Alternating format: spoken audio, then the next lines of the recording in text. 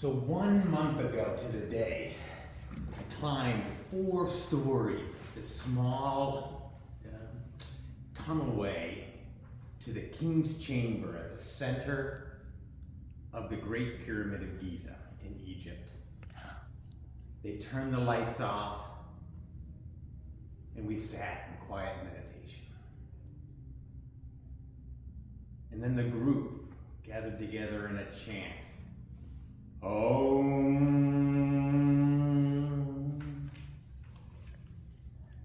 Wow, that memory reverberates in me every time that I think about that.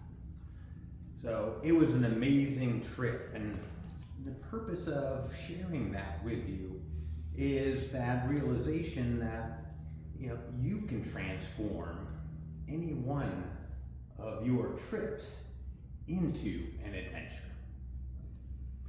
Now, what do I mean by adventure? So Webster says, an unusual and exciting experience exploring unknown territories. It uses the word hazardous, but I just like to use risky. Now, we use this term a lot when we travel, but often we use it as a verb, as a noun. I went on an adventure. And I take a lot of pictures to show where I've been and what I did while I was there, and then so we can post it on Facebook. I want you to try using it as a verb to adventure. So it's much more about how you engage in the experience as opposed to the what you do. And what I found is that there was 3 key aspects that can help you transform a trip into an adventure. Number 1 is setting intentions. Number 2 is to share in the experience. And finally, number 3 is accepting invitations to engage. So what do I mean by intentions? Simply, that's something that helps you focus your attention and your activities. Right? What am I intending to do in there? So I did this prior to going to my trip. I wanted to be more intentional. I wanted to meet people, not only on the tour, but everyday people. And I wanted to ride a camel. But I realized that these were all doing kind of things. So I shifted that a little bit and said, how do I want to be in the moment? One of the first things that came to me is a positive attitude. And what I noticed is it really helped me to not worry about the delays that came up. I wanted to be helpful. So I was the guy at the bottom of the stairs helping people to come off of the bus every time we stopped. And then finally I wanted to be more observant. And I was noticing how, the group interactions, especially with the crew, going through the locks, to watch them work together. And so for me, those types of things really helped, set that focus. Now, you can do intentions by yourself, individually, or as a group. So our group actually had intentions for each day based on the 10 virtues of the Egyptian mystic system. So that unique kind of focus for us really helped me to, revel in the experience and focus less on the photo taking part of that. So for you, what I would suggest is if you're planning a trip, then to stop and talk with your family, especially during the planning part of that.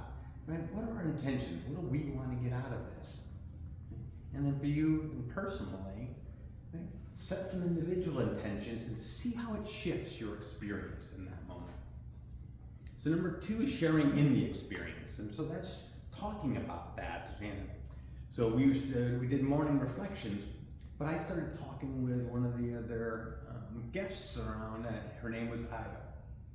And having a conversation was much different than just having that conversation in my head. And then at the end of the night, we would reflect, what was that experiences and how some of that changed and shaped over the course of that. I engaged in a lot of one-on-one conversations, trying to make specific connections with people.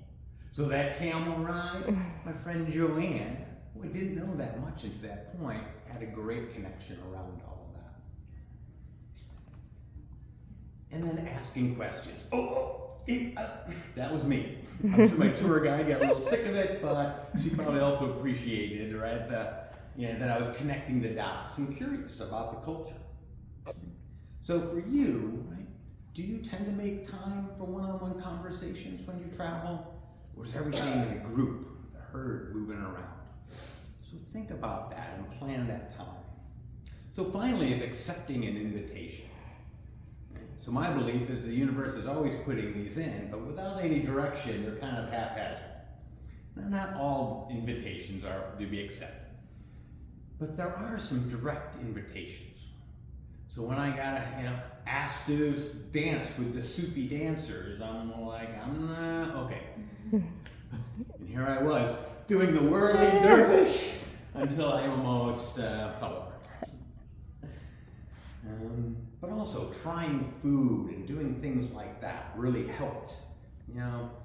So for you, I kind of notice, right, what comes up for you when an opportunity is there? Do you take it or do you not? Right? And what's that feeling? What is the risk? Going back to what Charles was saying earlier. Right? Don't worry so much about all the possibilities. So obviously this trip to Egypt was one of the most amazing experiences of my life. But more importantly, I realized that I can elevate any trip to that experience level. So for you, right, doing those three simple things of setting intentions, sharing in the experience, and accepting invitations can help make your trips adventurous as well. So think about an upcoming vacation that you have, set some time to set those adventures, and then get ready for another adventure of a lifetime.